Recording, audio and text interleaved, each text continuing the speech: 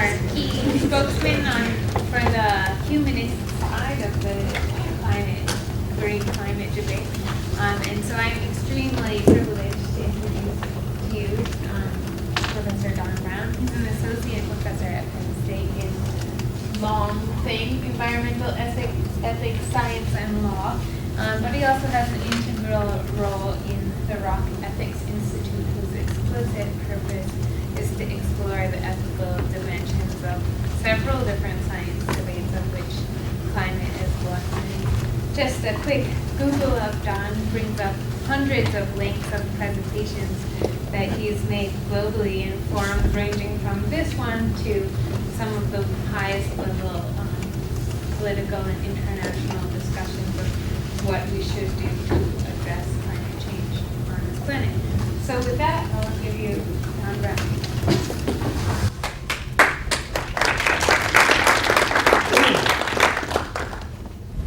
Thanks. It's good to be back again. This is actually my third time talking to people in Montana. One was video conference.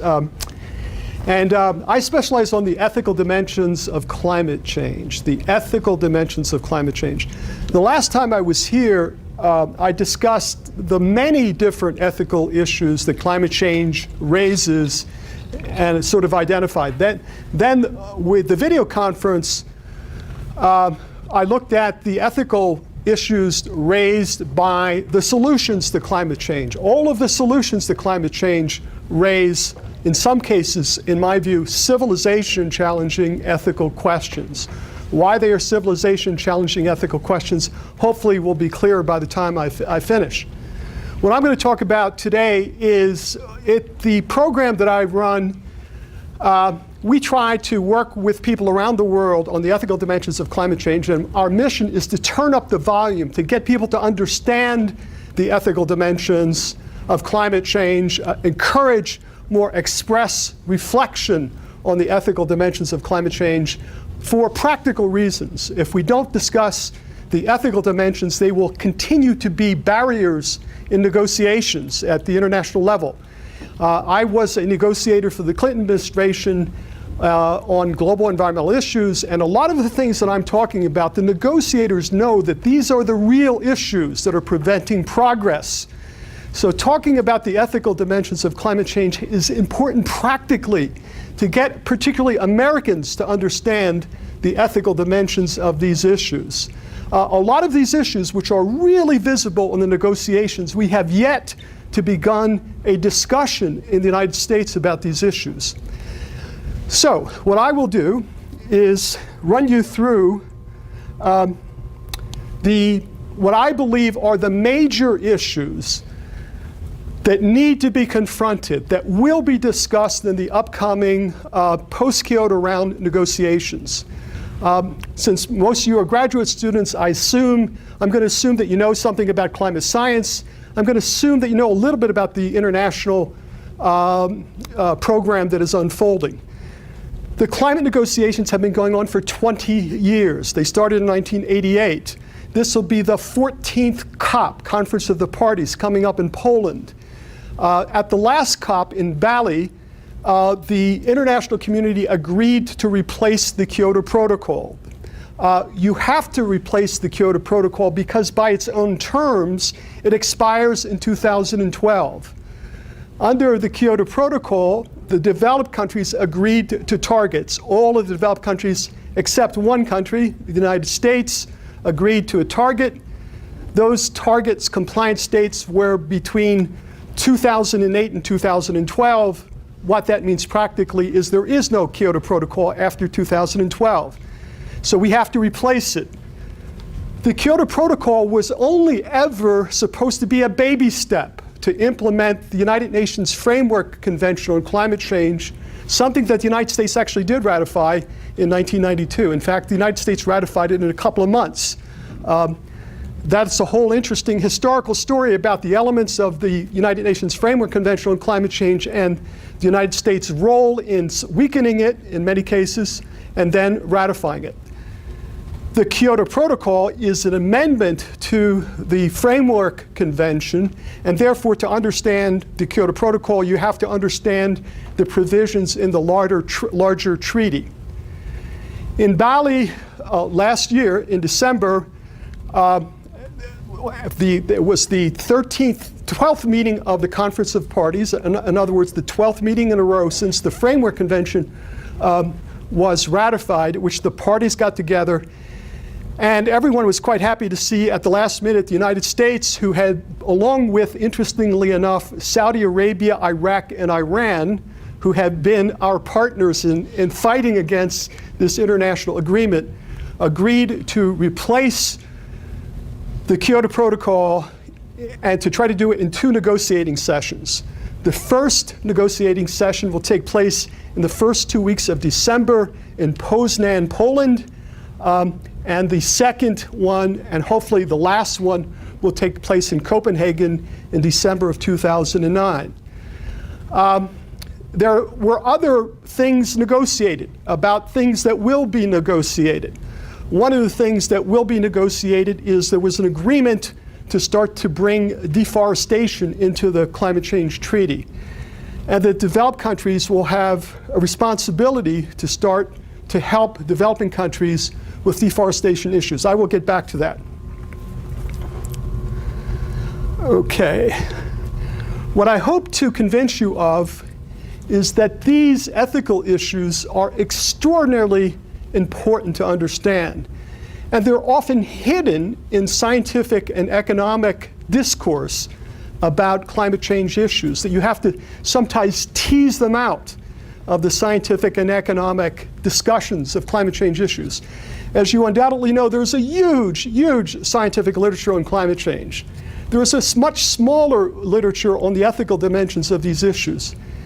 And in fact, the science and economics can in fact hide some of these issues for purposes for reasons which I hope I'll make a little bit clearer. For that reasons, the ethics has to be very applied to the science and economics. If you take environmental ethics courses in many schools, it tends to be abstract. It doesn't pay attention to what the scientists and economists are saying. And climate change is an issue which shouts for a very applied, interdisciplinary approach to ethics issues. Now, there's something about the global scale of this problem which screams for ethical attention. Unlike if this were a local environmental problem, the ethical dimensions of the local environmental problem would be less urgent, less important, less salient. What is it about the global scale of these problems that raises these obvious ethical questions? Why is ethics so important? Well, the first reason is what we do here can hurt people over there. A lot of our tools that we're taught to think about environmental policy don't work very well because of this phenomenon. Global maximization techniques which ignore the distribution of harms and benefits really don't work as well because of the global scale of the problem. Here you have a problem where the rich countries are causing problems to the poor countries. So the first reason why ethics is even more important at the global scale is because of this phenomenon. The second reason is that the consequences, as we know, are potentially catastrophic. We had a couple of really good lectures today. I don't need to dwell on this. You know that the most recent science says hurricanes probably will not increase in frequency, but they will increase in intensity. They can create huge human suffering. And so the second reason why ethics is even more important in these global scale problems, I think, is because there's a lot at stake and the harms and benefits are disaggregated. Now, I want to point out that to do really good ethics, you have to pay attention to the science. What we do is work very closely with scientists on our teams. I know that's what's happening here at the University of Montana. It doesn't always happen in other places. As I said before, if we got the science wrong, we may have the ethics wrong. So as the science changes, the ethics will in fact change. Really good applied environmental ethics starts with what are the physical and scientific impacts of a problem. what are the economic impacts? And many public policy will look at these two issues. They rarely do a social impact analysis on top of the physical and economic impacts, and almost never then do an ethical analysis of environmental problems. And so this ethics part is a deeply interdisciplinary set of problems. The third reason why the global scale problems shout for an ethical understanding of the problems is that governments don't represent the people that are affected. In fact, governments are being asked to do something that they were never asked to do before, to consider the interest of other people. Governments are taught, if you have a PhD in foreign relations, you are taught not to think, if you're a realist, about ethical issues. You're taught to think about national interests. And here you have a problem that won't be solved, in my view, unless some nations think not primarily about their interests, but they think about the interests of other parties. So, let me move right on to what are the key issues that need to be faced in the next round of the negotiations. There are several issues that most observers believe we must try to solve at the next round. Let me say, we don't have to solve all issues in the next round. This next commitment period will probably be from, the compliance states will probably be from 2012 to maybe 2018 or 2020. So we only have to solve part of the problem. That's a good thing, because the problems, the negotiating issues are civilization challenging in terms of the need for countries to think in ways that the whole human species has never really had to think about before. What is the first issue? The first issue is most observers agree that we need to take a bite in the emissions, global emissions, that give us some hope that the globe can avoid really catastrophic warming. So, in other words, what needs to come out of Copenhagen eventually is an agreement on emissions reductions that will at least give us some hope, that won't undermine, that won't prevent us from establishing the kind of huge reductions that the world needs. And this is generally referred to as the stabilization question. And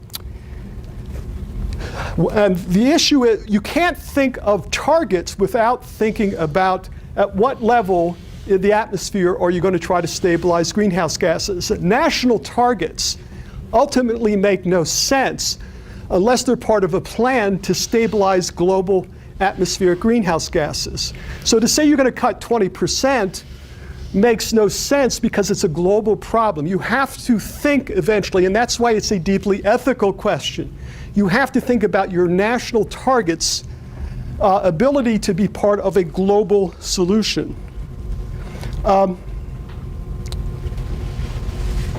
You probably know, or you should know, being graduate students, that the 1992 convention contains a provision that goes to this. The nations of the world agreed in 1992 that all nations will immediately reduce their emissions to prevent dangerous anthropogenic interference with the climate system. The United States and its allies, Saudi Arabia, Iran, and Iraq, and a couple of others, opposed a target in 1992, and they put a narrative statement in. It's in Article 3 of the treaty, but the whole world agreed that nation states, which is really important from an ethics point of view, because nation states are duty holders under the treaty, they already agreed to reduce their emissions to prevent dangerous anthropogenic interference with the climate system. The scientist says, well, what does that mean? How do we think about what is dangerous anthropogenic interference with the climate system?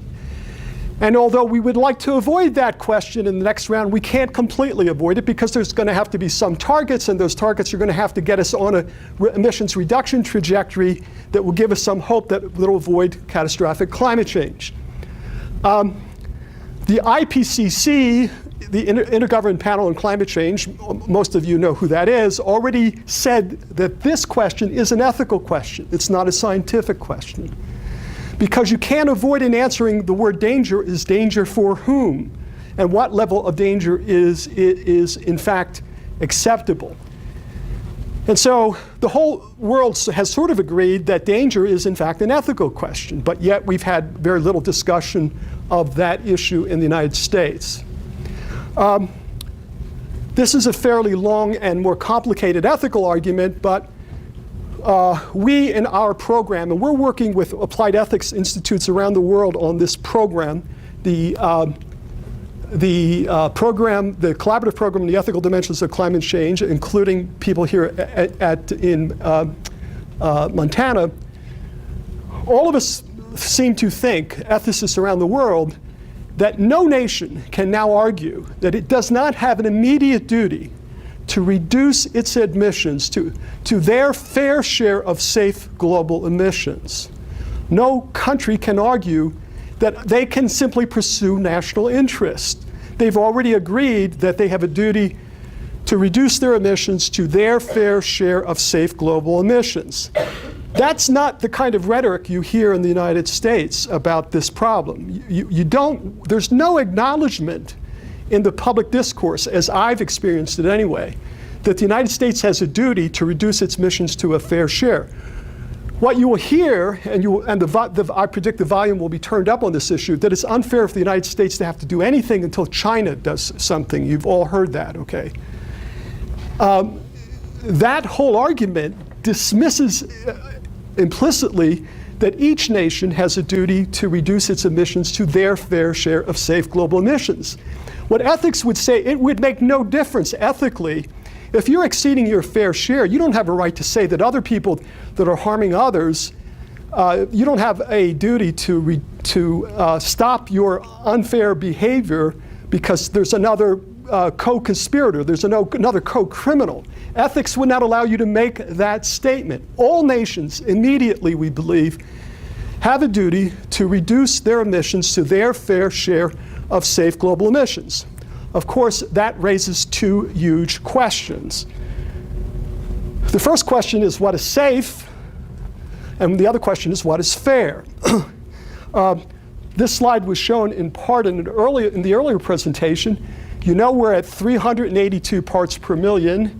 We're probably headed to 550 parts per million in this mid-term in this century if we don't make a course correction. Then that raises what temperature changes will atmospheric concentrations of greenhouse gases create, which is the issue of climate sensitivity, which was discussed several times today. So in order to know what is catastrophic, you implicitly have to take a position on what is called climate sensitivity. Let me just say a few words about that. You undoubtedly know that the atmosphere is like a bathtub. You don't solve the problem by simply slowing the emissions rate down. You got to cut it way back so that the natural ability of the carbon cycle to remove emissions is not exceeded. That's probably something less than 2.5 gigatons of carbon per year. The world is emitting 7 gigatons of carbon per year now. We're headed to 20 gigatons under business as usual. So we're at 7, the world's got to go somewhere south of 3 gigatons of carbon per year at minimum, and we're headed for 20, okay? And so the problem is you have all these different people filling the spigot. So in order to figure out what safe level comes out of the spigot, you have to figure out what level the spigot, what volume can come out without exceeding the volume of the bathtub. This is a civilization-challenging problem of the highest order, in my view. We had some pretty good discussion today about the scale of this problem. Americans still don't understand the scale of this problem. This is a Department of Energy graph about different kinds of fuel This is a IPCC curve, and it shows that to meet energy demand alone, we're probably going to have to increase coal with known resources. If this were not a climate change problem, it would be a civilization challenging problem on its own terms, because the world in 1990 was using 12 terawatts of energy. Energy demand is predicted to be 28 terawatts of energy in the year 2050. Where are we going to get the energy from? Coal looks like, in the absence of renewables, there's some renewable projections in here. These curves, by the way, are quite contentious. You shouldn't accept them on face value.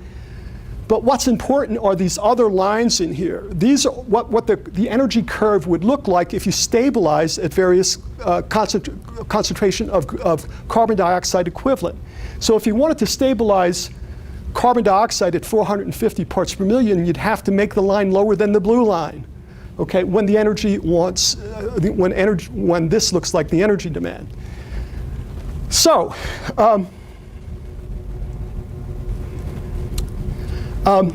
by the way, current emissions, as was pointed out this morning, are exceeding the worst case of the IPCC. Things, unfortunately, seem like they're getting worse than we predicted. We could say, I would love to give you a whole lecture on the ethics of how IPCC does its work, something that we did in Bali last year. But there are ethical issues, by the way. The very organization that richly deserved the Nobel Prize with Al Gore got in Oslo last year. There are ethical issues about how it does its science. It cuts the tails of the distribution off. People don't know that, for instance. The economic stuff usually assumes a climate sensitivity of a medium level of 3 degrees F, even though the climate sensitivity may be as high as 9 degrees F. And so the IPCC is quoted. It's quoted in a way which is extraordinarily conservative. And to make a long story short, a lot of the empirical evidence suggests that what we're experiencing is even worse than the worst case scenario of the IPCC. I would argue that's in part a failure of IPCC to do what ethics requires of it in talking about the science, which is a fairly long story in itself. The science of uncertainty is itself an ethical issue. It is not a scientific question, okay? We are taught in graduate school to think about science in terms of probability statements, about putting probability statements around uncertainty. We're not taught to spot the ethical issues by dealing with scientific uncertainty. Scientific uncertainty always raises ethical questions of several different types. Who should have the burden of proof, and what quantity of proof should satisfy that burden of proof? We're not teaching our graduate students to spot the obvious ethical questions, and as a result, the discourse is quite confused. So a scientist, including some of the best scientists in the world, are dragged in front of Congress and they're asked, is there any evidence that the glaciers are melting faster than we previously thought? And Richard Alley from Penn State, who's just a great scientist, a great communicator, said there's no evidence. But he confused proof with evidence. I would argue that how we talk about the science is in itself an ethical question. We need to teach people to distinguish between reasonable scientific basis for concern and 95% confidence levels of proof. That gets back to this issue of where do we stabilize greenhouse gases in the atmosphere?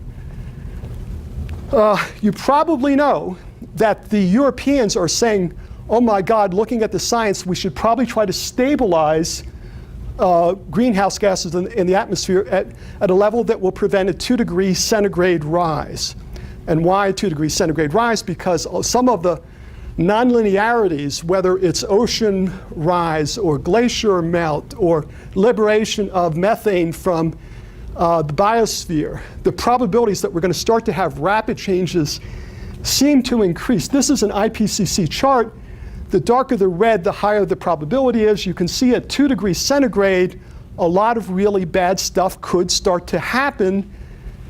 Why you have to say could is because you don't know what the real climate sensitivity is. And the range actually ranges from 2 degrees centigrade at the low end to 9 degrees centigrade at the higher end if you double carbon dioxide to 550 parts per million. People are forgetting the fact, because IPCC is talking about a middle range, that the upper end is actually 9 degrees centigrade.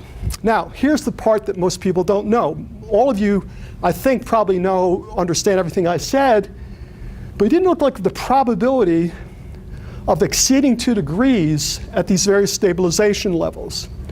This is 450 parts per million, this is 550 parts per million, and 650 parts per million.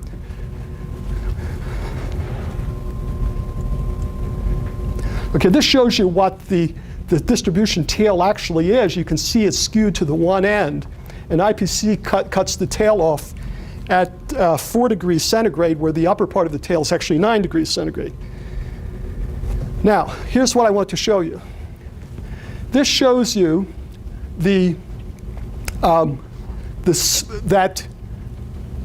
if you're going to stabilize carbon at any reasonable levels, the green is the developing countries and the red is the developed countries.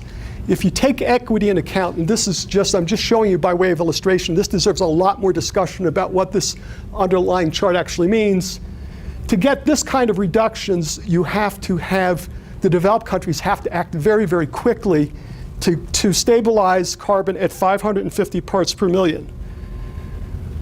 This, you probably know that there is a growing belief that we're on the verge of getting to a no return of melting both Greenland and the West Antarctic ice shelf.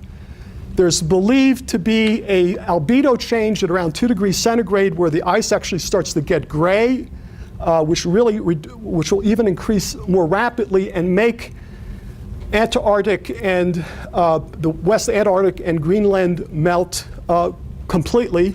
The question is, how fast could it happen? We always knew that it could happen, but there is a growing consensus that we could do this in 200 years rather than 1,000 years, as I understand the science, and that will be catastrophic. This is 7 meters in Greenland and 5 meters in the West Antarctic ice sheet. Think of it, that's a 45 foot of sea level rise in 200 years. This seems to be plausible now. 45 feet of sea level rise. 200 years is by far the most rapid this could happen. It will most likely take longer than that, but you're still talking about very plausible rapid sea level rise that will put almost every port city in the world at jeopardy. Every port city in the world, a 20-foot sea level rise could in fact be catastrophic. This is Bangladesh and various height above sea level. There are something like 180 million people that live in the red area in terms of sea level rise. Again, the point is obvious. I don't have to tell it to you. This hits some people much harder than others. So the point is, at the level the position the US takes on the atmospheric stabilization level has profound impacts for other people. That's why it has to be understood to be an ethical question. And so going into the negotiations, the US needs to have a view about what its position ultimately is on the stabilization question. And it can't think at national interest alone. It's got to think about the global impacts of this.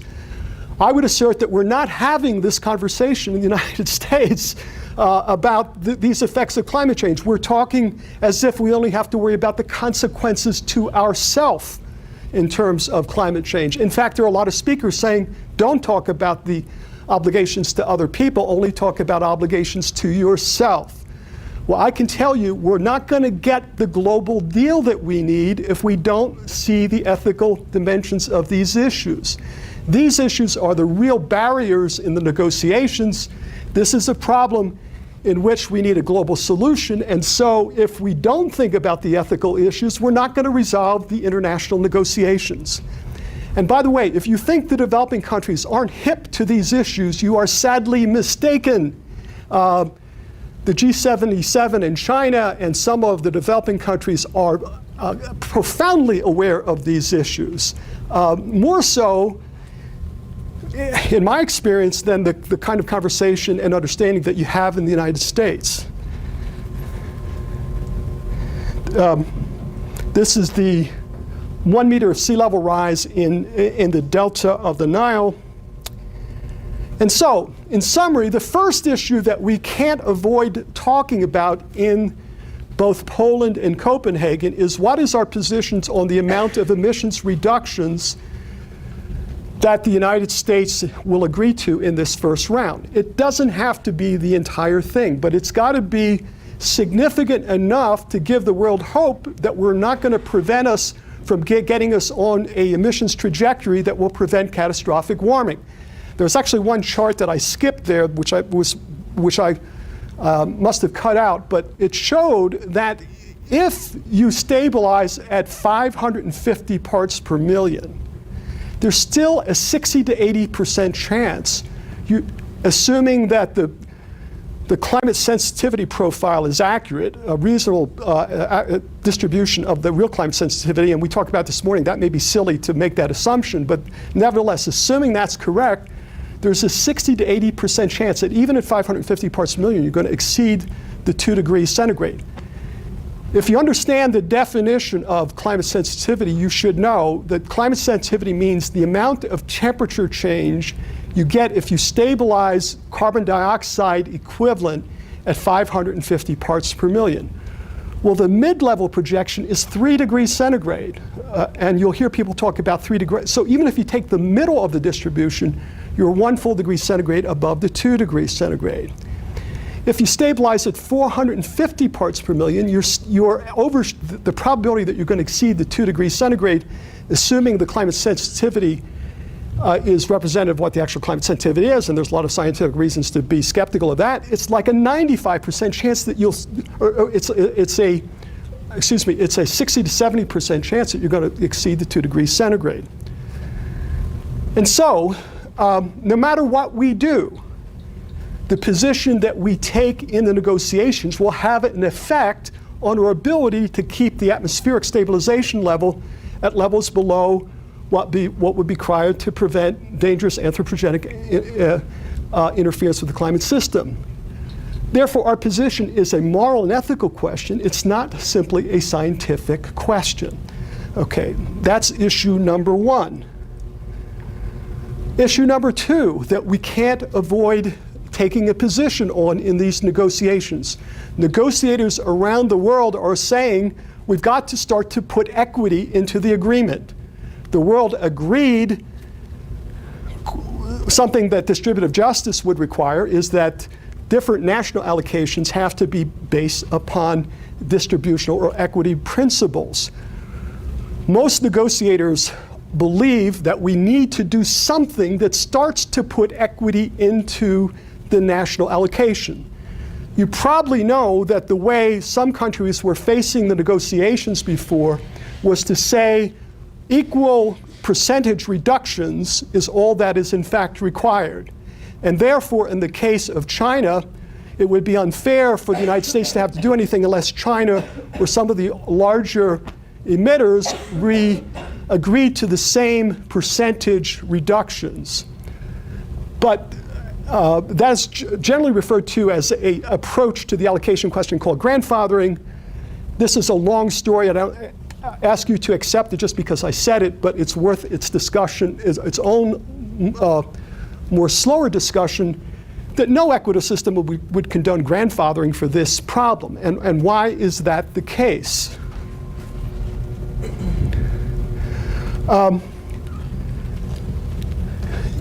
This is total tons of emission.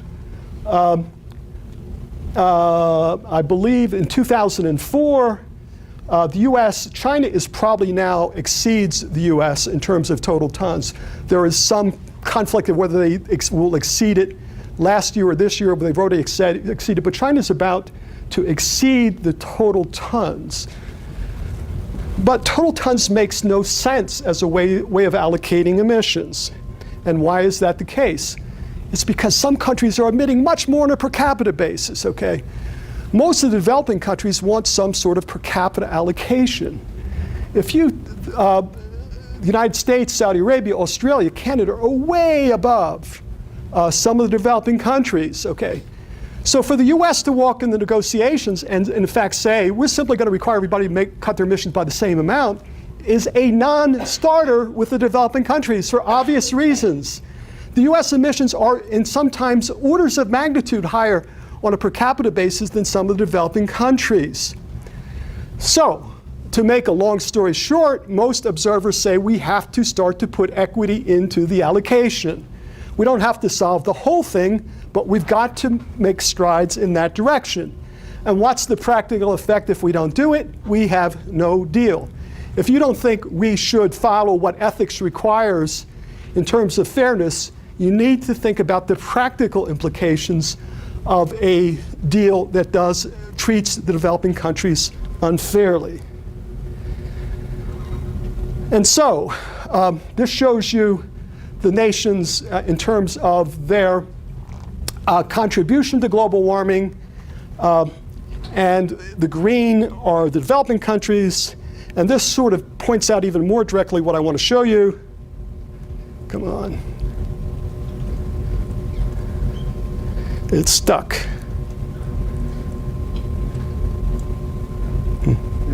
Okay.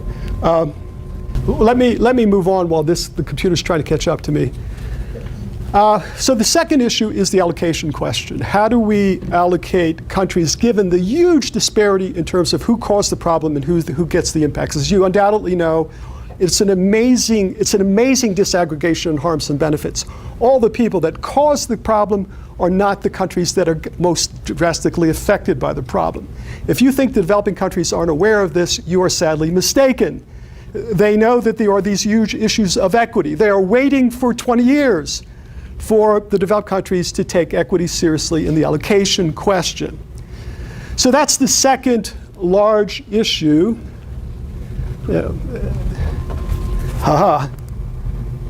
That's the countries that are affected, and we'll wait for it to go to the second one.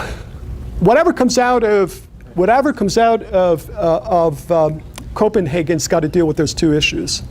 There are other cross-cutting issues that in Bali the world agreed to negotiate. One of them is deforestation, okay? The developing countries, particularly Brazil, have been pushing that if they stop their deforestation and they spend money on it, they should get credits. They should get carbon credits. It's a highly controversial issue. In my view, the philosophers have really not paid attention to these issues because there are these obvious ethical questions. Peter actually mentioned one of them this morning. Is it fair for a country that's been really bad and it has done nothing to prevent deforestation to now get money for stopping something that they should have arguably stopped before? It raises huge questions about the connections between forests and the global commons resource. One of the issues that is really underdeveloped in the ethics literature is the significance of the atmosphere being a global commons resource.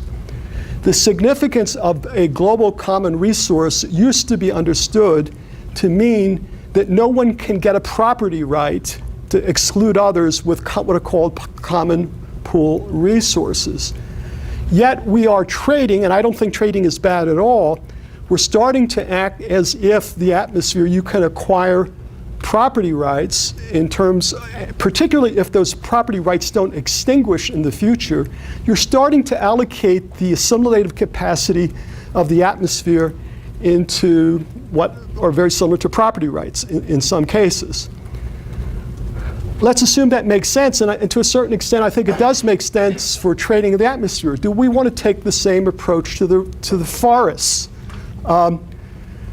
Developing countries insist that they have complete rights to use as much of their forests for whatever purpose that they wanted to, and they are quite appropriately afraid of behavior of the rich countries to the poor countries, that they will steal their resources and appropriate them for their interests and then not allow them to use their resources for their entire for their benefit. Now, where this gets really tricky is when you get to the end game of all of this. It may not be a problem now, but let's assume, as most science requires us to assume, that we have to cut global emissions by 80% or 90%. Then who holds these property rights, particularly if they last into the future? They have a big advantage over people that have to find emissions reductions other ways. Questions of equity, both in terms of trading, I believe will become much more obvious as the regime marches along in some cases. So it's a long story, but I think, yes? Sorry, you can finish your thought. Okay, okay. Go ahead. Okay. This whole question of property rights Right. and, Right. Deforestation Right. and ceasing deforestation in developing countries and receiving credit for that Right. whole thing seems really complicated when you consider that one of the reasons why some of these countries are mining their natural resources is to serve the demand of developed countries. I mean, it seems so circular to me and so crazy in some ways that, like, one of the reasons why all this deforestation is happening is to serve our appetites. But say that again? Serve the appetites of people in the developing Right. countries for raw materials. You know what I mean? I'm just sort of Right. bringing that up, Yeah, throwing right. that out there. I don't know if that's true or not, but it seems to me that in a way, like, it gets even more complicated if Right. that's part of the equation. Yeah. Well, obviously, this deserves a much longer, thoughtful description of all of these issues than time permits. But I do think you're right. I think it is complicated to think through what equity requires, particularly when it gets to forests, particularly when you start to give credits out for forests. And how the devil may be in the details of how the credits are written, whether they are fungible for future commitment periods, whether they expire under their own terms. But you need to think through these complicated issues to get a sense whether you think this makes sense or not. And what I'm saying to you, I don't think the international community has really thought through the equitable dimensions of trading, particularly as it relates to forests. And therefore, I invite others to really dig into this. I encourage other philosophers and scientists to sort of dig into that. Probably didn't answer your question, but No, I was just throwing it out there. That to me, that makes it Right. just seem a little Okay. bit more Right. crazy and complicated. okay. Looks like the computer is not working, so let me just sort of summarize 4 or 5 other issues, and then we'll take a break, okay? There are post-Kyoto regime proposals that are now getting international attention.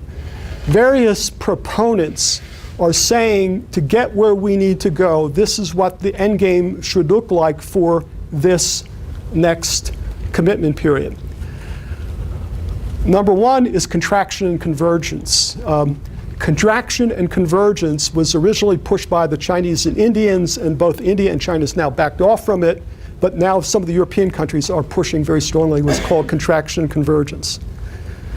Contraction and convergence is the idea that each human being has an equal right to use the atmosphere as a sink. Therefore, the allocation must take per capita into account some way. It may not be the only consideration, maybe other considerations about what you've done in the past. There have been amendments to the per capita and convergence. The convergence part of it is that the developed countries would not have to do a per capita allocation now, but they could wait 40 or 50 years. What India and China originally threw on the table is the convergence on a per capita basis. You have to give the developed countries an opportunity to reduce their emissions to a per capita basis. And why would they need that? Well, they would need that for the obvious reason that per capita would be a killer for the United States. Instead of an 80% reduction, the United States would have to make a 96 or 97% reduction on a per capita basis. The U.S. is emitting now of the 7 gigatons, 3 gigatons are coming from the United States alone. Almost all of the available allocation that we've got to get to is coming from the U.S. alone. So a per capita, even on a convergent basis, scares the hell out of American industry, and for obvious reasons. It will be civilization challenging politically to get anything like that by. But you sit back and think, well, how else? What is a fair allocation? There are ethical issues in the per capita and allocation that need to be thought through. Yes? I'm just curious, when they're thinking about this equation, obviously, the top part is emissions, but the bottom part is number of people. Right. Is that entering into the equation at all? That is the equation. No, but I mean, Right. if you decrease your population Right. size, Well, is that a credit? that's one of the issues. And even more troubling is, what do you do about future gains in population? Okay. One really thorny ethical question is, what do you do for future allocations if you gain in population? Does everyone else decrease by that? Now, there are ethicists around that are making ethical arguments about what you do about population, but population really is a difficult issue about both gains and losses in population, because this is a formula for all time. It will determine, arguably, how much fossil fuel you can use. So, But just a counter Right, argument could right. be like some of the industrialist countries have reined in their population, Right. and therefore per capita doesn't make a It could be a whole. perverse incentive for Right, population right. growth. Yeah. but don't forget, what this is about is not only to correct the problem, it will determine how much cheap energy you can use, possibly, in the future. And when you look at in the future, per capita is not unreasonable, on some basis, particularly as it applies to the future. So there are many European countries that are saying contraction and convergence, that we need to treat the atmosphere as if every human being on the planet has an equal right to use it. If not, we've got to compensate the losers somehow. If it's not per capita, they should have a compensation. It's a very, very, very thorny issue. So that's one of the schemes. And what we are encouraging people to do, and encourage everyone here, is to help us think through the ethical dimensions of all of these post-Kyoto regime proposals.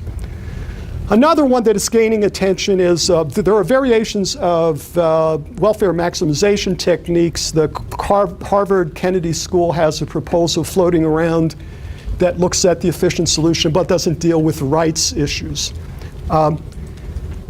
That's not going to wash very well with developing countries, because welfare maximization schemes ignore responsibility for past behavior, would allow the people that have been large consumers of industry to not be penalized for that. If a welfare maximization scheme, it doesn't deal with distributive questions, questions of distribution. So, but you will see proposed variations of welfare maximization efficiency schemes. Okay, that's another proposal. Another proposal is sector approaches to the problem. Instead of having one global international regime where carbon dioxide is given targets, each country is given a target, instead you break up the international regime into separate agreements for the transportation sector, the electricity sector, et cetera. That makes a lot of sense, but there's a big problem with it. It doesn't deal with the equity questions. But if you do it that way, you have to find a way with dealing with the equity questions, because all these other technologies are very expensive, okay? And so if that goes forward, I predict there will be a huge fight between the developed and developing countries about who's going to pay for for a sector approach. How do you set the targets? You don't completely, do you allocate the global target in any way to national targets? The sector scheme has its own appeal, but it is full of ethical questions. It's full of normative and ethical questions. What else is out there? A proposal that is getting a lot of attention is one where you develop the world up into developing poor countries and rich countries, and you minimize. Philosophers say the ability to pay is an ethical requirement that you should take into consideration. So ethically this makes sense. There's a proposal that is floating that talks about welding poverty issues to climate issues and to make climate proposals different. It's called climate and development proposals. A number of international think tanks are proposing that also. To make a long story short, we have a very important negotiation that is about to start. They are full of deep civilization-challenging ethical questions, as I see it. We all need to encourage our own people that work for us in government to start to think about and acknowledge the ethical dimensions of these issues. So one of the reasons I'm here today is to encourage you to help me to turn up the volume on the ethical dimensions of these issues. Even if you're only thinking about your own self-interest, I predict unless we take a more enlightened view, we're not going to get a global solution to the problem, and the consequences could be catastrophic. I believe the solution will be a compromise. It won't be strictly on per capita, on a per capita basis, or on a welfare maximization basis. Something will emerge that is a compromise from all of that. But what we got to do is knock the outliers out of the box. There are some countries that are going to come in and say, I'm not going to do it because it's not in my national interest. I want a grandfather clause because we have a property right to the atmosphere. And it's particularly those kinds of proposals, and some of them will come out of the United States, that we as citizens of the world, I would argue, have a duty to try to shoot them down from an ethical point of view. We are not, in doing that, saying that we've got all the right answers into what ethics requires, but we need to be vigilant about self-interested, destructive, ethical proposals to solve this problem that a lot of them are likely to come out of the United States. So here's what I've been told to do. Let's take a break for now for 15 minutes. Or just 5 or 10 5, 10 minutes, and come back and we'll open it up to questions. Yeah, a couple things before we start the discussion. I wanted to alert you to this website. It's called climateethics.org. Once every 8 days of thereabout, we're publishing a short, accessible ethical analysis of a climate change issue. We have about 40 of them posted. Much to my surprise, some people in the United States are starting to wake up to this. CNN and Time Magazine declared our website one of the best 15 websites on any environmental issue in the country, and it's about ethics, okay? This New York Times has just mentioned it 4 times, including a story last week about some of the better websites that are following, getting around the institutions and trying to appeal to the public about what the real issues are. So if you're interested in this at all, you can subscribe, and about every 8 or 10 days we will be publishing a different article. They're short articles. They're modeled on realclimate.org. I don't know if you know that website, which is short, accessible. Clearly policy people will be able to understand it. That's the objective. We try to avoid language that people don't understand. And 2 other things I want to say. This is a chart of what contraction and convergence would look like. This is the year 2000, okay? In the year 2000, there were about 5.5 gigatons of carbon being emitted by the world. The US had 30% of that. This is the rest of the world. The OECD are all the rich countries. This was China. Now this is where it's going. What the chart doesn't tell you, where we're headed. But if you do this on a convergence where the convergence point takes 30 years out, this is what the US share looks like at the end. Okay, so it gives you a picture of how much serious implications for the high polluting stage of contraction and convergence is. I think Great Britain and now Germany and several other big players are starting to support a per capita or a contraction and convergence.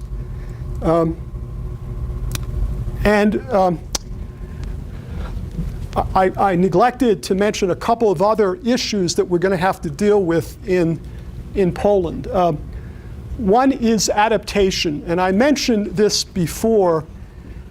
I ran the first meeting, on climate ethics in Buenos Aires, and the developing countries said, you missed the biggest, most important issue in the world. You don't understand these issues, that the biggest issue is not mitigation, but who's going to pay for the damages? Who's going to pay for the mitigation? And I have been convinced that attending the negotiations, that most people dismissed adaptation because they saw it as a substitute to mitigation. Adaptation was simply another way of ignoring the problem and just adapting to it. No, that's not the issue. The issue is who's going to pay for the damages. If the United States is worried about economic costs, okay, and it gets on the hook for damages, most people think the damages are going to be much, much bigger. Think about Katrina alone, the damages for Katrina. Think about 150 million people being wiped out by a storm event. There are cities around the world that are saying, we're looking at the rising sea levels and we should start to build dikes. Who's going to pay for the dikes? Now, there are two ways that this could become real. One is if a court gets a hold of any of this in terms of litigation, because it will, which is not a crazy thought. I'm an environmental lawyer. I used to litigate Superfund cases, and all of the problems in signing responsibility, including proof problems, are all doable. The real issue is there a court that will take jurisdiction and start to award damages on this, and that's an open question, but it's not crazy. I don't know if you know that the Inuit Indians have filed a human rights complaint in the Inter-American Commission on Human Rights, asking for an injunction against the United States. I haven't talked about the human rights dimensions of all this. Is this a human rights problem? If it is, it turns the whole debate around in terms of the substance of the debate, because if it's a human rights violation, all of the excuses we've been using for 20 years don't work. We can't argue cost to us as an excuse for violating other people's human rights. So if a court gets a hold of this, and there are many courts that could get a hold of this, then damages will become a real issue. Whether that will happen or not is an open question. I'm not asserting they will. I'm saying it might. More likely, the way the damage issue is going to come up, though, is in terms of negotiating a solution that requires the rich countries to pay for the damages. And that has already happened. There are two funds that the Kyoto parties have agreed to. They're small funds. They're like $800 million in terms of their, but the developing countries are going to push in the negotiations that the people that cause the problem are going to have to pay for adaptation.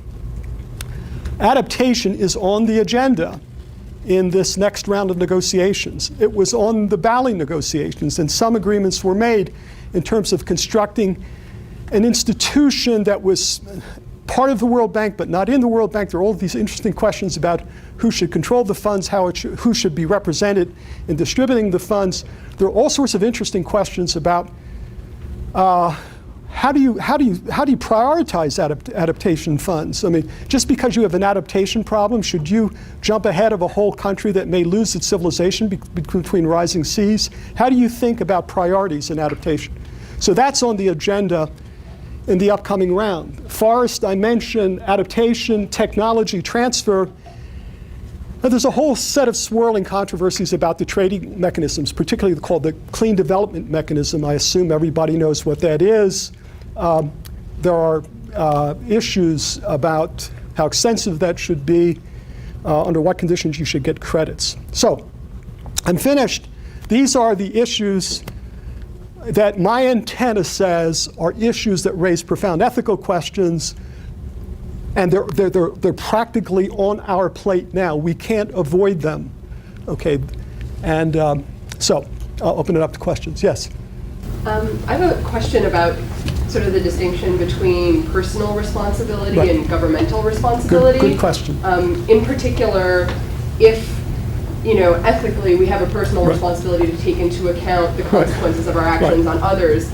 Does the government have a responsibility to take into account the effects that its people are having on others, even if those people aren't aware? No, that's a very, very good question. In many kinds of ethics, there are issues about who the duty holder is. Who holds the duty? That's a really big issue in human rights, if it's a human rights violation. the nation, most people, when you get to really serious consequences, international law usually requires nations that could prevent the harm to prevent the harm, that they have a moral and international legal obligation to prevent the harm if possible. The United Nations Framework Treaty, the governments agreed that they were duty holders. Okay, they've already agreed that they're duty holders under the treaty, that nations shall take steps to prevent dangerous anthropogenic interference. Now, nations can reallocate that.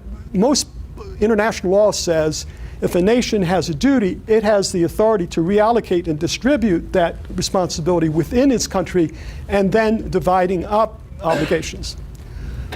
I believe, much to my shock, and I'll tell you why, that we also have individual responsibilities. We personally have individual responsibilities. In the absence of someone allocating my responsibility away, as long as I know I am personally exceeding my fair share of safe global emissions, I think, and this is something worthy of further discussion, that I also have an individual responsibility. What would that require of me? And here where comes the shock. As you can tell, I have a huge, big mouth about climate change ethics. I did my own carbon footprint. What is my carbon footprint before I pay for offsets? It's about 5 tons per year. So I'm high because I fly around a lot, right? So what I'm telling you is, what would ethics require of me right now? I believe ethics would require of me right now to be less than 1 ton per year. Less than 1 ton per year. In other words, I've got to find, I'm starting to buy offsets. Offsets raise their own set of questions in some sense. But as long as I believe I personally am using a resource in a way that is exceeding my fair share, most ethicists would argue you also have a personal responsibility. Now, that could change if it's reallocated somehow. It's a very good question. That's my answer. Nations clearly are duty holders. Under human rights law could not be clearer. Anybody that can prevent a human rights violation has a duty to make it happen. The right is the holder of the right has a right to demand that people can prevent it from happening, take steps to it. That's one of the reasons why, if this is a human rights violation, it's so interesting. It changes the debate in some sense. Yes. Next question. Yes, over here, and then go over here. Yeah. I'm wondering what your thoughts are on the ethics of enforcement. I mean, just sort of Right. approaching this from a Right. game theory angle. You have a bunch of nations cooperating Right. together. Right. Inherently, you're going to have, Right. there's going to be a huge benefit Right. for those who want to cheat. Right. So Right. it's almost a necessary Right. result. Right. There will be some that want to cheat. Are you going to Right. have economic sanctions? Are you going to destroy Right. them? It's individuals who actually use the carbon. So how do you actually stop Yeah. a country from doing this sort of thing? You can't just kill them all, I assume. It's a huge question. I don't have a clear answer to that. I do think at minimum there should be trade sanctions. At minimum there should be trade sanctions. I think there's going to be financial responsibility sooner or later because the developing countries are going to continue to push for it. Smart lawyers are saying it's going to happen legally sooner or later. But one of the issues, the cross-cutting, you see enforcement's on there. The Kyoto Protocol doesn't have a meaningful enforcement mechanism, except that the Kyoto Protocol says if you don't meet your target, the difference between what you did and what you met then becomes a penalty on the next commitment period. So there's already one enforcement mechanism built into the Kyoto Protocol. That's if you agree to it in the first place, though. But you have to agree. Yeah, as you can imagine, there is gaming in the international negotiations on all of this. There are huge stories about what Russia did in the Kyoto round. And so that's another complicating factor, unfortunately. If this weren't complicated enough, how do you prevent the gaming of the international regime? I was telling someone at lunch, you've all probably been to faculty meetings or meetings where you have 30 smart people trying to get an agreement. Well, if you have an opportunity to go to a international climate change negotiations, you should go to it just to watch the process, because the process is absolutely unbelievable. You have 180 countries. They've got 2 weeks to come up with an agreement. You got a couple of people that have been elected to bring them all to consensus, and watching them try to be ringmasters is, when they're good, it's greater than any drama you've ever seen. Okay, they have to attack people that are being irresponsible but not offend them. They've got to use humor. Okay, the way they get to an end game is extraordinarily interesting. And one of the tactics that they use is they keep you up all night the last 3 or 4 days of negotiation, literally up all night. They try to tire you down. Okay, and so, but a lot of people despair, given the complexity of all of this, that we're going to come out of anything meaningful in Copenhagen because of all of that. Here and then there, okay? In your experience in those international negotiations, when was the last time you heard a country make an argument based on ethical grounds that wasn't in its own self-interest? I think many times the Europeans, they do it over and over and over again. And they not only do it, but they put their money where their mouth is. I've seen the Scandinavian countries, the Netherlands, Sweden, Norway, Denmark, commit to adaptation funds because they say it's our obligation. I believe the real moral leadership is in Northern Europe right now. The Germans have been pretty good on these issues. They're saying per capita allocations. They're saying, even though the U.S. didn't do for 10 years, we won't penalize them for it. Let's get them in the game. Okay. You don't think any of that's motivated out of perceived idea that if they don't take those stances, What? I mean, so I guess my point is that Right. I don't ever see the United States, even, I mean, everyone in this room, every scientist in the country could write a letter to their senator saying, ignore our own self-interest and, just get into a treaty or, go for a per capita solution. I just really don't see that happening. I don't see the United States government agreeing to something that is not in the self-interest of its own population. Well, here's what I think. You asked me what I think. Okay, it's only an opinion. The reason why the Europeans are doing the right thing is not necessarily because they're more moral than anybody else, but they see the end game better than anybody else. They see that for some problems, we need a global solution to the problem. As I get older, I'm starting to see some problems that without cooperation, we're not going to solve them. That we have to cede jurisdiction up. It's the only way we're going to solve those problems. It's not true for all problems. I was just in Berlin last week, and we were talking about, the Europeans are talking about what is called complex sovereignty. And if you know, in the European Union, they've already done it. They've moved sovereignty up. The Europeans push what is called, there's a legal term for it, where you design jurisdiction about the scale of the problem. So you can't, in Europe, they sometimes organize governments around watersheds, for instance. The reason why they're doing it is not because they're more moral, but they think it's inevitable. If we survive, it is inevitable that we do this. It's inevitable that we cooperate. And that's what gives me hope. In this meeting in Berlin last week, I had students, a lot of them your age, and I've written emails to my friends and saying I've really came out of that meeting quite impressed because they're asking the right questions, because they see the inevitability of solving these problems, in part because they're more vulnerable. The European countries come from smaller countries. They've got to pay attention to global issues. They've got to pay attention to global justice. But there's amazing, high-quality political discourse that I see in Europe that I don't see in the US, and it's part because they're vulnerable. And because they're vulnerable, they see global solutions based upon equity more inevitable. That's what I think, okay? I may be deceiving myself. What? I just wanted to make a quick comment that, there's an assumption in your question that self-interest and ethics are often at odds. Right, that's my point. But I think that's often false. I think self-interest and ethics are more frequently work together. The ethical thing is often, So my point is that asking a country to act out of its own self-interest is in some way unethical. In that, with that mindset, and also that if a country is not going to act in sort of this goodwill nature, it's only going to act in its own self-interest, I think it's more beneficial to the entire world community to start making arguments based on the fact that acting in their own self-interest, we can still come to a solution. Act ethically, yeah. I think that's all. Yes, Victor. I wasn't clear if there's a commonly accepted definition for a fair share, and if so, what is it? If not, what are the definitions out there? Okay. Well, the ethicists that I'm working on believe that we can say some things are not fair share. Grandfathering is not a fair share. Okay, asserting that you have a property right because you used most of it first will not satisfy. And we can say that quite strongly because those people that have advocated that position, it doesn't work. You can use that in water rights, but it doesn't work at the global scale commons level.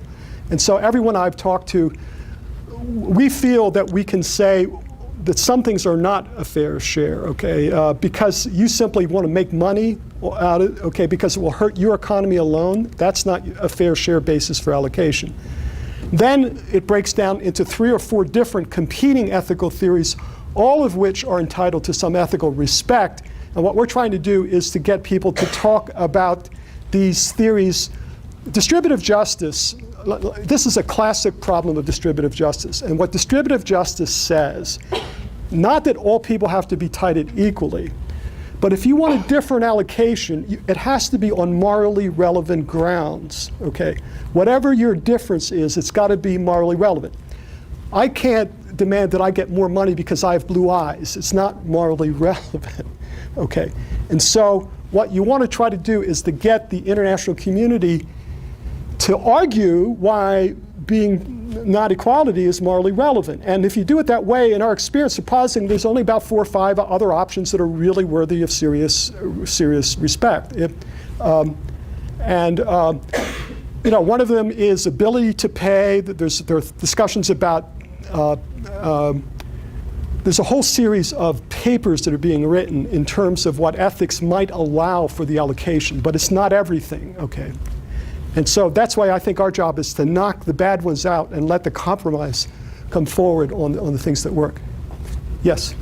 You mentioned a couple of times this idea that the Europeans have sort of more of a sense of shared fate almost. Right. That it's important to deal with this because if we don't, then in the long term it won't be advantageous for anybody. And I'm wondering if you see the issue of time perspective coming into play here, because it seems like on some level America is one of the few developed countries that typically has a very short time horizon, both on the level of sort of governmental policies and on the level of sort of individual consumption decisions. And if individuals do tend to have this shorter time horizon, then maybe they can't see the shared fate because that's too far into the future for it to be valued enough. Yeah. Well, you're also asking a very, very interesting question. Why is Europe different when it comes to this stuff than the United States? And one thing is quite clear to me, they are different. Why they are different is a lot of people throw up different hypotheses. An education in Europe was only for the elite. There was more of a class thing, but they dealt with, you couldn't get a PhD with knowing a lot about philosophy and ethics and history and the liberal arts, okay, until recently, and that's all changing. There's always been a political left to keep the political right in check in Europe in ways that never happened in the US. And that's also comes out of a class structure and who the king was, and the king took care of the people. The state, because it was a king, always had an equitable responsibility to the people, particularly in Northern Europe. And that goes back several hundred years. It's not new. But for whatever reason, they're different. In my experience, particularly some European countries, in terms of seeing these equitable issues, and it's not all goodness. It's that there are historical reasons. I think. I went to graduate school at the New School for Social Research in New York City, and it was at a German school, and it blew me away when I saw what was going on there and how they talked about, deeply interdisciplinary. How does science relate to ethics? How does ethics relate to social science? America's still the best place in the world for technical universities. We have the best. Everybody tries to come here, but I'm not so sure we're good in terms of really deep interdisciplinary education. In fact, you can get that kind of education in some of the best schools, but it's rare, actually. That's my view. Why that's the case, I don't know. Yes? To what extent are ethicists in these discussions of climate change and ethics actively informing the debate? Like when you go to a meeting in Bali or when you go to Copenhagen, how much are you an observer? How much are you actively like? Well, what we do is there's several things. We run what are called side events. Last year in Bali, what we did, is we invited the IPCC panel. They had just won the Nobel Prize. They had just literally got off the plane from Oslo. And we did an ethical critique of their work. Okay, think about that, okay? And they said, right on, continue to do what you're doing, because they knew that these ethical issues have to become, the ethics will drive the science, okay? If you're looking where the science needs to go, you need to think about distribution questions more than IPCC has doing. If you think about ethics, you need to do other kinds of social science work than simply cost-benefit analysis, which is what Working Group 3 has been doing almost exclusively, okay? And so enlightened people, knowing that these ethical issues out there, encourage us to continue to do it. The other thing we do, of course, is we work with leaders of delegations to help them make the case that most of them want to make anyway. So we often bring leaders of the delegation into our meeting and invite them to participate in some sense. But we're off to the side. We're not in the middle, but we're trying to be, what we're trying to do, which is different, is pay real close attention to the actual debate. Not do ethics in the abstract, but pay attention to the actual debate and then tease out of the debate what the ethical issues are that are often hidden in economic arguments about self-interest and so forth, and help people that want to make the politicians make the case. And we have gotten surprisingly strong support for doing this. In Nairobi 2 years ago, we were the front page story, our ethics program, and I'm shocked as anyone that this is unfolding the way it is. But and I said, CNN and the Time magazine declare our website one of the best websites in the country, and it's on ethics. Now, I would have never guessed that would have happened in a million years, okay, because it's about ethics. It's so rarely talked about in the topic of this debate. So, yes, here and then there, okay. Actually, I have a question going back to sort of this American-European divide, and I'm wondering what you think in terms of the United States. The economy is generally equated with public good. Right. So the economy does well. People are doing well. And this argument of if we ruin our economy, if there's this implicit assumption that that's it, like we're destroying ourselves. Do Europeans, is that persuasive? I had dinner last Wednesday night with my boss at Penn State, who's got his PhD in German 20th century history. He lives in Berlin in the summertime, okay? And we had a whole long, about 6 wineful glass discussion about that very issue, you know? And he said, of course, the Europeans see the state as a different thing, that we see the state as something to avoid at all costs. They see the state as something to help with common problems. Now, it came out of this aristocratic tradition. The state had to do that to legitimize having all the money, you know? Only the wealthy got educated. Europeans still come here because they can move up in ways that are still restricted in some case. But I believe, based upon my experience, that my boss is right, that there's a whole different understanding of what the state is and the role of the state. Most economists acknowledge that markets can't do a couple things. They can't internalize externalities. It doesn't deal with questions of distribution very well. It doesn't allocate, responsibilities based upon morality very well. What's always surprised me is how well that's understood in Europe in ways I don't have to explain it to them. Okay, that's my experience. Okay, I might be crazy, but that's what I see. Okay, and it's different. It's really different. Even when I was about 26, I hitchhiked through Europe, and working class men that didn't have an education seemed to know more about these issues than my peers back in the U.S., where only the market counts in some cases. So that's my experience. Yes? We had this panel discussion here a couple of nights ago where we had, I think, 4 or 5 people and given the positions of the 2 candidates. And I was kind of surprised that it seemed like, at least I got the feeling from listening to those 4 panelists, that everybody is waiting for the new president to take actions and do something. And I think that's not quite true, because listening to both candidates, I think they're more, everybody has to contribute something, and everybody has to do something that's going to happen. It came across during that panel. So was I wrong earlier, or were those panelists wrong, or what's your opinion there? Well, the whole world's waiting for a new president to come forward on every major international issue, from what I can tell. Does that surprise you? I mean, is that the question? But it's almost like a still stand, and nobody, even within the U.S., everybody's just waiting for the next president to give some guidance. Right. Well, I'll tell you, you're onto something really important. I want to talk to Dane about this. We should be critiquing the two presidential views on climate change. They're both terribly enlightened compared to what we have now, but they're still not far enough. They're not really raising these issues of, I think there are issues we should push them further on, whether we want to do it now or wait a little bit, I don't know. But we're not still talking about responsibility for adaptation or the final egg game, how do you allocate it? And both of the cap and trade system talk about a 50 or 60 cent reduction. That's not going to be enough in all likelihood. Now, I think those that are convinced this is a real issue are just so happy that we're talking about something that we don't want to mess it up, but yeah, we're waiting. Al Gore actually came into Bali, and he changed the whole debate. The U.S. was holding out in Bali, and Gore walked in. He also had just gotten off the plane from Oslo and gotten the prize, and he said to the world, he said, "Don't pay any attention to the U.S. position now. Wait for 4 or 5 months.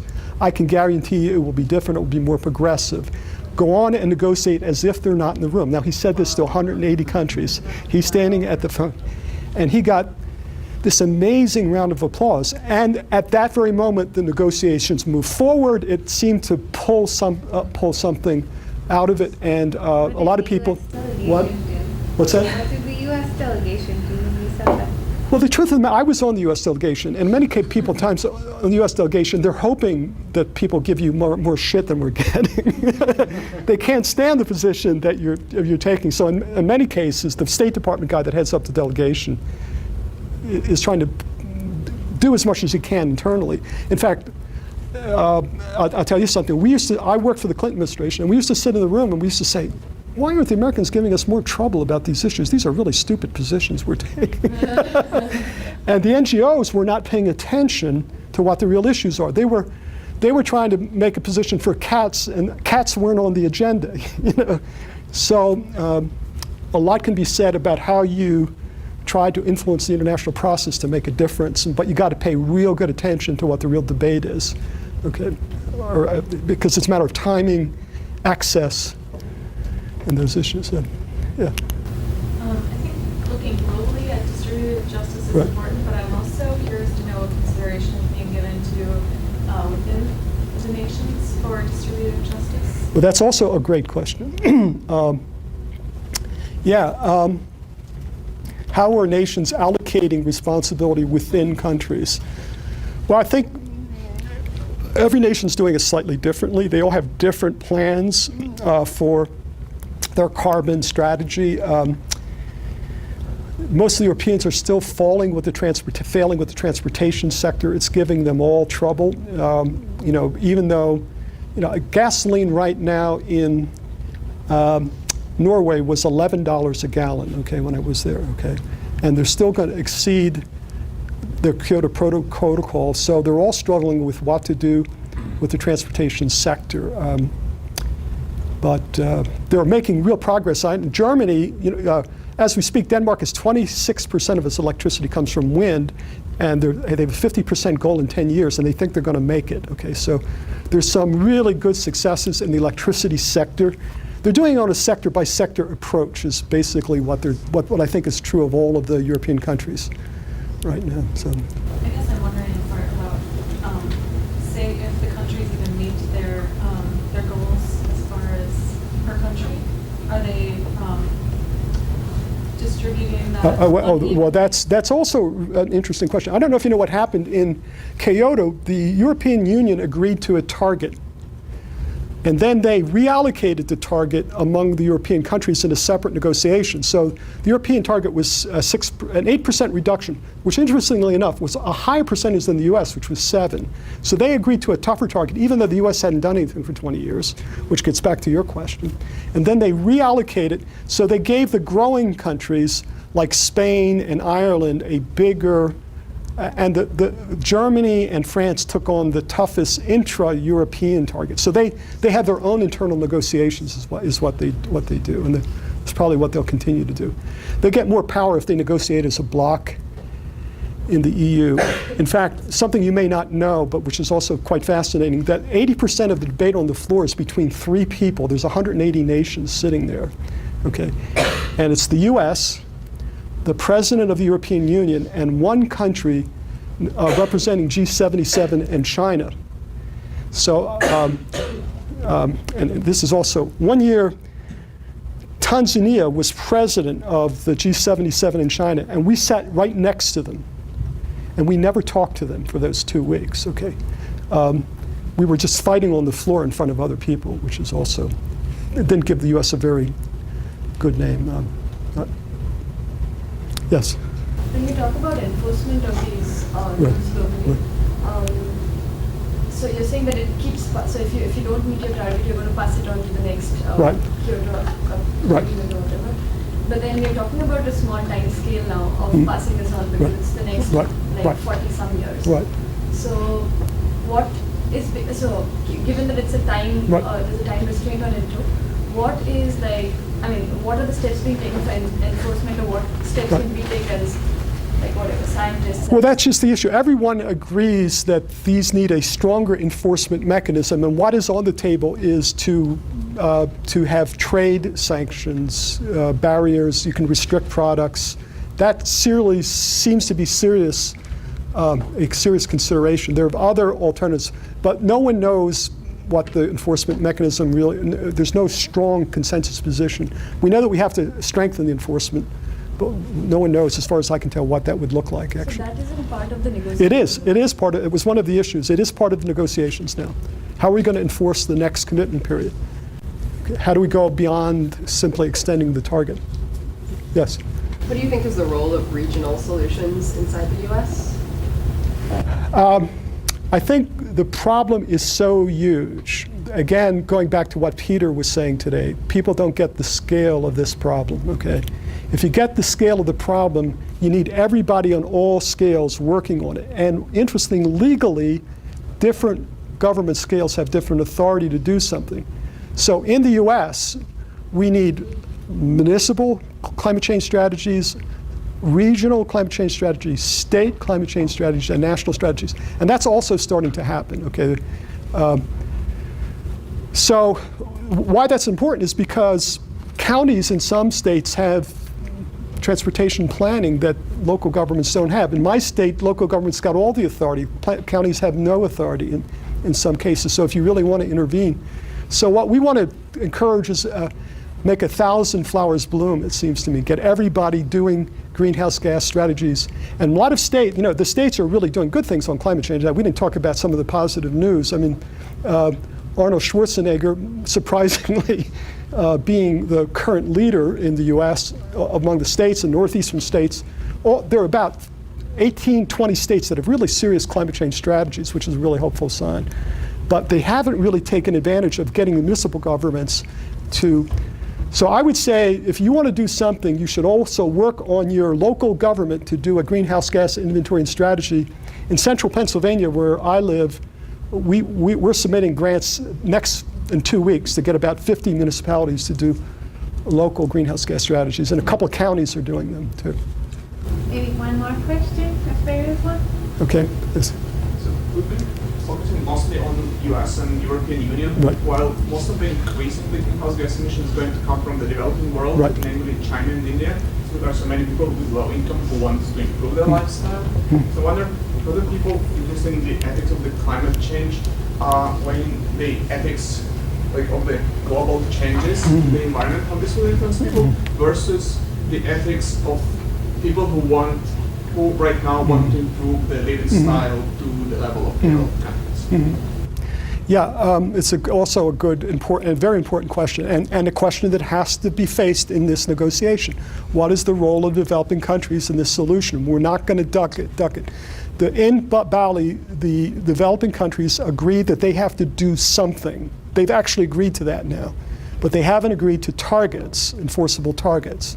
So the negotiation will now take a general promise to do something into a more specific promise. That's part of the negotiation. I think what we should all be saying that every nation has an ethical duty now to reduce their emissions to their fair share of safe global emissions. That's also true of developing countries. However, if you do the calculation, many of the poorest countries have no obligation to reduce their emissions. In fact, fairness would allow them to expand their emissions. So we should be arguing that every country has a duty to reduce their emissions to a fair share. What fairness requires will be different for developing countries. As you know, Saudi Arabia is a developing country. Okay, who is a developing country makes no sense anymore. In the G7, but they all negotiate as a bloc. Saudi Arabia and Iran and Iraq would negotiate with the G77 in China and take a uniform position. So the rich countries were, I'll tell you one final story which I think you'll find interesting. I was surprised to see how these negotiations actually worked when I did them. What you do is the negotiations usually start at 10 o'clock every day. The first thing you do is you go to your boss in your State Department, and he reminds you what you can say and what you can't say, and you better not say what he doesn't want you to say, or you're in deep trouble, okay? So you got to get used to it. Then you go negotiate with your buddies, okay, for a couple of hours. Okay, so the US would then negotiate with Australia, Canada, the European Union was negotiating with itself. So they have their own internal negotiations for the next 2 hours, okay? And then they come in for the big show, but the rules of the game are already worked out in terms of these other negotiations. Now, we would also talk to Saudi Arabia because they were our buddy on this issue. They didn't want climate change to be a real issue. So that in itself is quite interesting. The world is divided, but the European Union's always, I believe, and I wish this weren't true. At least the European Union's been trying to broker these, as I see it. Now, ultimately, I think you're right. It might be for self-interest purposes, but nevertheless, they've been playing that role. Okay, thanks very much. Okay, thanks.